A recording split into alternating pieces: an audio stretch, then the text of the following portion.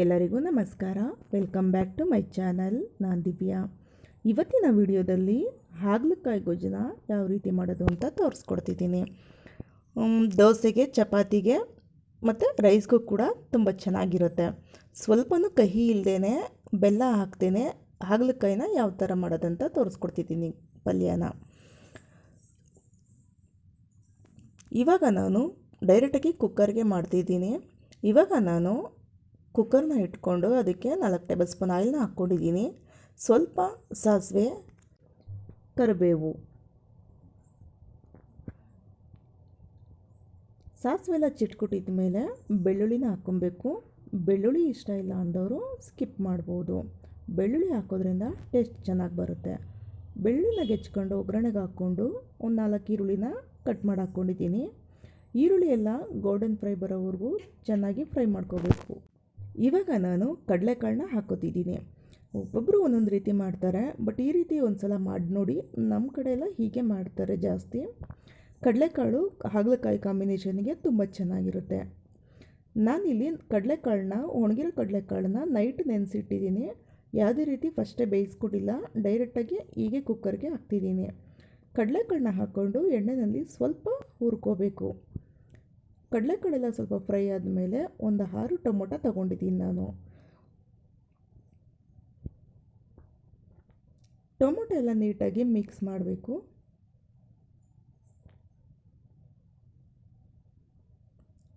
ಇವಾಗ ನಾನು ಹಾಗಲಕಾಯಿ ತೊಗೋತಿದ್ದೀನಿ. ಹಾಗಲಕಾಯಿ ಜೊತೆಗೆ 2 ಬದನೆಕಾಯಿ, 2 ಆಲೂಗೆಡ್ಡೆ ತೊಗೋತಿದ್ದೀನಿ. ಇದು ಕಹಿ ಮೇಯ್ನ್ ಬ್ಯಾಲೆನ್ಸ್ ಮಾಡೋದು ಆಲೂಗೆಡ್ಡೆ ಮತ್ತು ಈ ಬದನೆಕಾಯಿ ಮತ್ತು ಕಡಲೆಕಾಳು. ಹಾಗಲಕಾಯಿ ಎಷ್ಟೇ ಕಹಿ ಇದ್ರೂ ಇದು ಬ್ಯಾಲೆನ್ಸ್ ಮಾಡುತ್ತೆ. ಇದು ಟಿಪ್ಸು ಕೂಡ. ಹಾಗಲಕಾಯಿ ಕಹಿ ಇಲ್ಲದೆ ಇರೋದಕ್ಕೆ ಇದೊಂದು ಟಿಪ್ಸು. ಸ್ವಲ್ಪ ಇರುತ್ತೆ, ತುಂಬ ಕಹಿ ಇರಲ್ಲ, ತಿನ್ನೋ ಅಷ್ಟಿರುತ್ತೆ. ಮಕ್ಕಳೆಲ್ಲ ಆರಾಮಾಗಿ ತಿನ್ಬೋದು. ತರಕಾರಿನೆಲ್ಲ ತೊಳ್ಕೊಂಡು ಇಟ್ಕೊಂಡಿದ್ದೆ. ಇವಾಗ ಹಾಕ್ಕೊಂಡು ನೀಟಾಗಿ ಫ್ರೈ ಮಾಡ್ಕೊತಿದ್ದೀನಿ. ಒಂದು 5 ನಿಮಿಷ ಲಿಡ್ ಕ್ಲೋಸ್ ಮಾಡಿ ಫ್ರೈ ಮಾಡ್ಕೋಬೇಕು.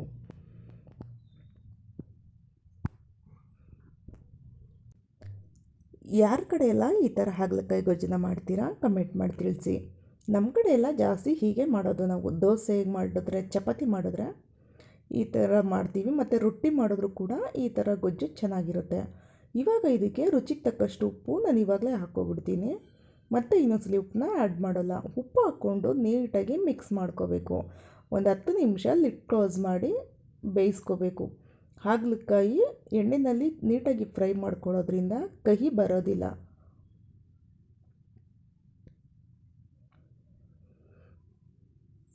ತುಂಬ ಸಿಂಪಲ್, ಹಾಗೆ ಅಷ್ಟೇ ಟೇಸ್ಟಿಯಾಗೂ ಕೂಡ ಇರುತ್ತೆ. ಜಾಸ್ತಿ ಜನಕ್ಕೆ ಮಾಡಬೇಕು ಅಂದಾಗ ಈ ಥರ ಮಾಡಿ. ಇವಾಗ ನಾನು ಒಂದು ಅರ್ಧ ಕಪ್ಪು ತೆಂಗಿನಕಾಯಿಗೆ 1 ಟೀ ಸ್ಪೂನು ಹುರ್ಗಡ್ಲೆ ಹಾಕ್ಕೊಂಡಿದ್ದೀನಿ. ಹಾಗೆ 1 ಈರುಳ್ಳಿ ಇಷ್ಟೇ ಹಾಕ್ಕೊಂಡಿರೋದು. ಇದಕ್ಕೆ ಇಷ್ಟನ್ನು ರುಬ್ಕೊಂಡಿದ್ದೀನಿ. ತೆಂಗಿನಕಾಯಿ, ಹುರ್ಗಡ್ಲೆ ಮತ್ತು ಈರುಳ್ಳಿ ಇಷ್ಟನ್ನು ತರತರಿಯಾಗಿ ರುಬ್ಕೊಂಡಿದ್ದೀನಿ. ನೈಸ್ ಪೇಸ್ಟ್ ಮಾಡ್ಕೋಬೇಕಂತ ಎಲ್ಲ ಏನಿಲ್ಲ. ಸ್ವಲ್ಪ ಗ್ರೇವಿ ತಿಕ್ನೆಸ್ ಗಟ್ಟಿಯಾಗಿ ಬರಲಿಕ್ಕೆ ನಾನು ತೆಂಗಿನಕಾಯಿನ ರುಬ್ಬಿ ಹಾಕ್ಕೋತಿದ್ದೀನಿ. ಇವಾಗ ಹುಣಸೆಹಣ್ಣಿನ ರಸನ ಹಾಕ್ಕೋತಿದ್ದೀನಿ. ಹುಣಸೆಹಣ್ಣಿನ ರಸನೂ ಕೂಡ ಹಾಕಬೇಕು. ಹುಣಸೆಹಣ್ಣು, ಉಪ್ಪು, ಹುಳಿ, ಖಾರ ಎಲ್ಲ ಹದವಾಗಿ ಬಿದ್ದರೆ ಹಾಗಲಕಾಯಿಲಿರೋ ಕಹಿ ಬ್ಯಾಲೆನ್ಸ್ ಆಗುತ್ತೆ. ಇವಾಗ ನಾನು ಸಾಂಬಾರು ಪೌಡ್ರನ್ನ ಹಾಕ್ಕೋತಿದ್ದೀನಿ. 2 ಟೇಬಲ್ ಸ್ಪೂನಷ್ಟು ಸಾಂಬಾರು ಪೌಡ್ರನ್ನ ಹಾಕ್ಕೊಂಡು ನೀಟಾಗಿ ಮಿಕ್ಸ್ ಮಾಡ್ಕೋಬೇಕು. ಇಷ್ಟೇ ಇದಕ್ಕೆ. ನೋಡಿ, ನಾನು ಯಾವುದೇ ಥರ ಕೊತ್ತಂಬರಿ ಸೊಪ್ಪಾಗಲಿ ಹಾಕ್ತಿಲ್ಲ. ನೀವು ಬೇಕಿದ್ರೆ ಕೊತ್ತಂಬರಿ ಸೊಪ್ಪು ಹಾಕ್ಬೋದು. ಕೆಲವ್ರಿಗೆ ತಿನ್ನೋಕ್ಕೆ ಇಷ್ಟ ಆಗಲ್ಲ ಅಂದರೆ ಬೆಲ್ಲ ಹಾಕ್ಕೊಳ್ಳೋರು ಕೂಡ ಈ ಟೈಮಲ್ಲಿ ಹಾಕೋಬೋದು. ಸ್ವಲ್ಪ ಅರಶಿನ ಪುಡಿ ಹಾಕಿ ನೀಟಾಗಿ ಮಿಕ್ಸ್ ಮಾಡಿ ಲಿಡ್ ಕ್ಲೋಸ್ ಮಾಡಿ ಬೇಯಿಸೋದಷ್ಟೇ. ತುಂಬಾ ಚೆನ್ನಾಗಿರುತ್ತೆ. ಒಂದು ಸಲ ಟ್ರೈ ಮಾಡಿ ನೋಡಿ. ನಾವು ಚಟ್ನಿ ಆಗಲಿ ಬೇರೆ ಥರ ಎಲ್ಲ ಮಾಡ್ತೀವಲ್ಲ ಪಲ್ಯ ಎಲ್ಲ, ಆ ಥರ ಮಾಡೋದಕ್ಕಿಂತ ಈ ಥರ ಒಂದು ಸಲ ಟ್ರೈ ಮಾಡಿ ನೋಡಿ. ರೈಸ್ಗೂ ಆಗುತ್ತೆ, ಹಾಗೆ ದೋಸೆಗೆ, ಚಪಾತಿಗೆ ಎಲ್ಲದಕ್ಕೂ ಆಗುತ್ತೆ. ನಾನು ಸ್ವಲ್ಪ ಜಾಸ್ತಿ ಕ್ವಾಂಟಿಟಿನಲ್ಲೇ ಮಾಡ್ತೀನಿ ಯಾವಾಗಲೂ. ಹಾಗಾಗಿ ಸ್ವಲ್ಪ ನೀರನ್ನು ಆ್ಯಡ್ ಮಾಡ್ಕೊಂಡಿದ್ದೆ ಜಾಸ್ತಿ. ಈ ಥರ ಗ್ರೇವಿ ಬಂದಿದೆ ನೋಡಿ. ನಾನು 2 ವಿಸಿಲ್ ತೊಗೊಂಡಿದ್ದೀನಿ. ಕಡಲೆಕಾಳಾಗಲಿ ತರಕಾರಿ ಆಗಲಿ ನೀಟಾಗಿ ಬೇಯಬೇಕು. ಹಾಗಾಗಿ ನಾನು 2 ವಿಸಿಲ್ ತೊಗೊಂಡಿದ್ದೆ. ಪರ್ಫೆಕ್ಟಾಗಿ ಸಖತ್ ಟೇಸ್ಟಿಯಾಗಿತ್ತು ನಿಜವಾಗ್ಲೂ. ಒಂದ್ಸಲ ಟ್ರೈ ಮಾಡಿ, ಟೇಸ್ಟ್ ಹೇಗೆ ಬಂತು ಅಂತ ಕಮೆಂಟ್ ಮಾಡಿ. ಈ ವಿಡಿಯೋ ನಿಮಗೆ ಸ್ವಲ್ಪನಾದರೂ ಇಷ್ಟ ಆಗಿದ್ದರೆ ಪ್ಲೀಸ್ ಒಂದು ಲೈಕ್ ಮಾಡಿ, ನಿಮ್ಮ ಫ್ರೆಂಡ್ಸ್ ಆ್ಯಂಡ್ ಫ್ಯಾಮಿಲಿಗೆಲ್ಲ ಶೇರ್ ಮಾಡಿ. Thank you.